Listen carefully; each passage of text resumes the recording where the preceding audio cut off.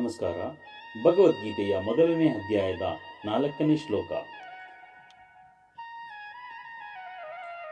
ಅತ್ರ ಶೂರಾ ಮಹೇಶ್ವಾಸ ಭೀಮಾರ್ಜುನ ಸಮಾಯುಧಿ ಯುಯುಧಾನೋ ವಿರಾಟಶ್ಚ ದ್ರುಪದಶ್ಚ ಮಹಾರಥಃ.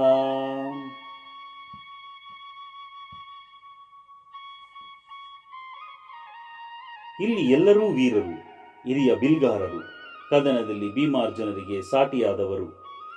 ಸಾತ್ಯಕಿ, ವಿರಾಟ ಮತ್ತು ದ್ರುಪದ ಕೂಡ ಹಿರಿಯ ತೇರಾಳು. ಪಾಂಡವರ ಸೈನ್ಯವನ್ನು ನೋಡಿ ಮಾನಸಿಕವಾಗಿ ತಳಮಳಗೊಂಡ ದುರ್ಯೋಧನ ದ್ರೋಣಾಚಾರ್ಯರ ಬಳಿ ಹೋಗಿ ಪಾಂಡವ ಸೇನೆಯ ಬಗ್ಗೆ ಅಲ್ಲಿರುವ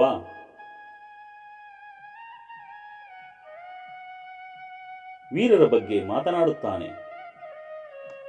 ಸಾಮಾನ್ಯವಾಗಿ ನಮಗೆ ಯಾರ ಬಗ್ಗೆ ಭಯವಿದೆಯೋ ಅವರೇ ಎಲ್ಲ ಕಡೆ ಕಂಡಂತೆ ಭಾಸವಾಗುತ್ತದೆ.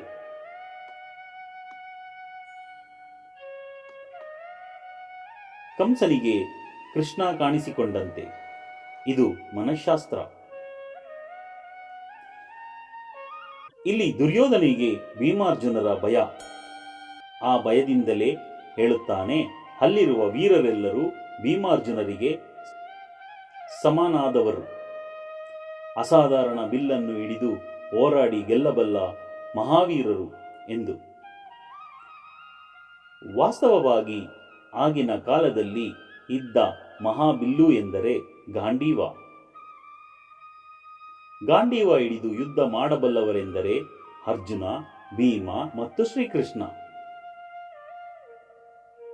ಈ ಸಂದರ್ಭದಲ್ಲಿ ದುರ್ಯೋಧನನಿಗೆ ಪಾಂಡವರ ಪಡೆಯಲ್ಲಿನ ಮಹಾವೀರರೆಲ್ಲರೂ ಭೀಮಾರ್ಜುನರಿಗೆ ಸಮನಾದ ಬಿಲ್ಗಾರರಾಗಿ ಕಾಣುತ್ತಾರೆ. ಇದು ದುರ್ಯೋಧನನ ಮನಸ್ಥಿತಿಯನ್ನು ಹೇಳುತ್ತದೆ. ಮುಂದೆ ದುರ್ಯೋಧನ ಪಾಂಡವರ ಕಡೆಗಿನ ವೀರರ ಹೆಸರನ್ನು ಒಂದೊಂದಾಗಿ ಹೇಳಲಾರಂಭಿಸುತ್ತಾನೆ. ಸಾತ್ಯಕಿ, ವಿರಾಟ, ದ್ರುಪದರಂತಹ ಮಹಾರಥರು ಪಾಂಡವರ ಸೇನೆಯಲ್ಲಿದ್ದಾರೆ ಎನ್ನುತ್ತಾನೆ. ಇಲ್ಲಿ 3 ಹೆಸರು ಬರಲು ವಿಶೇಷ ಕಾರಣವಿದೆ. ಈ ಮೂವರೂ ಕೂಡ ಕೌರವನ ಕಡೆಗೆ ಬರಬೇಕಾಗಿತ್ತು.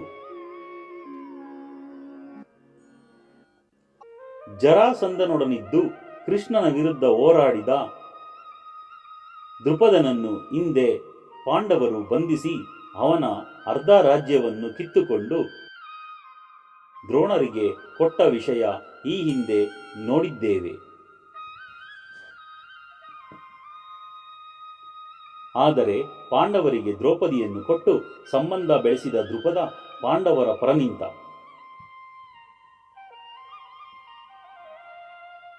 ವಿರಾಟ ಈ ಹಿಂದೆ ಕೀಚಕನಿಗೆ ಹೆದರಿಕೊಂಡು ರಾಜ್ಯಭಾರ ಮಾಡುತ್ತಿದ್ದ.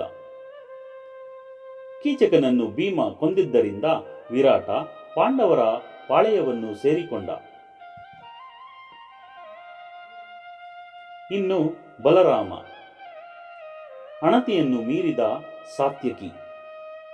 ಇಲ್ಲಿ ಬಲರಾಮ ಯುದ್ಧದಲ್ಲಿ ತಾನು ತಲೆ ಹಾಕುವುದಿಲ್ಲ ಎಂದು ತೀರ್ಥಯಾತ್ರೆಗೆ ಹೊರಟು ಹೋಗಿರುವುದರಿಂದ ಸಾತ್ಯಕಿ ಕೂಡ ಪಾಂಡವರ ಪರ ನಿಂತ.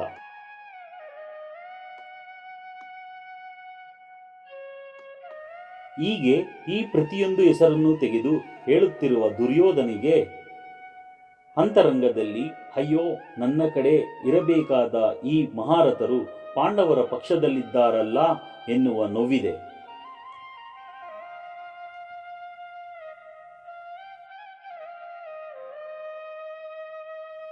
ಇದು ದುರ್ಯೋಧನನ ವಿಷಾದ. ಆತ ತನ್ನ ಯುದ್ಧ ತಂತ್ರವನ್ನು ರೂಪಿಸುವುದನ್ನು ಬಿಟ್ಟು ಇಲ್ಲಿ ತನ್ನ ಕಡೆಗೆ ಬರಬೇಕಾಗಿದ್ದವರು ಪಾಂಡವರ ಕಡೆ ಸೇರಿದ್ದಾರಲ್ಲ ಎಂದು ವಿಷಾದಿಸುವುದರಲ್ಲಿ ಕಾಲಹರಣ ಮಾಡುತ್ತಿದ್ದಾನೆ. ಇನ್ನು ಅನೇಕ ವೀರರ ಹೆಸರನ್ನು ದುರ್ಯೋಧನ ಪಟ್ಟಿ ಮಾಡುತ್ತಾನೆ.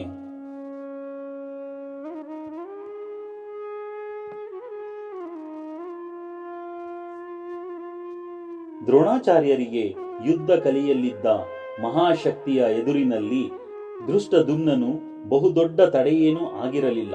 ಆದರೆ ಆತಂಕವನ್ನುಂಟು ಮಾಡಬಲ್ಲ ಇತರರು ಅನೇಕರಿದ್ದರು. ಅವರಲ್ಲಿ ಪ್ರತಿಯೊಬ್ಬರೂ ಭೀಮಾರ್ಜುನರಷ್ಟೇ ದುರ್ಜಯರಾದ್ದರಿಂದ ಕೌರವರ ಜಯಕ್ಕೆ ಅಡ್ಡಿಯಾಗಬಲ್ಲರೆಂದು ದುರ್ಯೋಧನನು ಅವರನ್ನು ಹೆಸರಿಸುತ್ತಾನೆ. ಅವನಿಗೆ ಭೀಮಾರ್ಜುನರ ಶಕ್ತಿಯ ಅರಿವಿತ್ತು. ಆದ್ದರಿಂದ ಅವನು ಇತರರನ್ನು ಅವರೊಂದಿಗೆ ಹೋಲಿಸುತ್ತಾನೆ.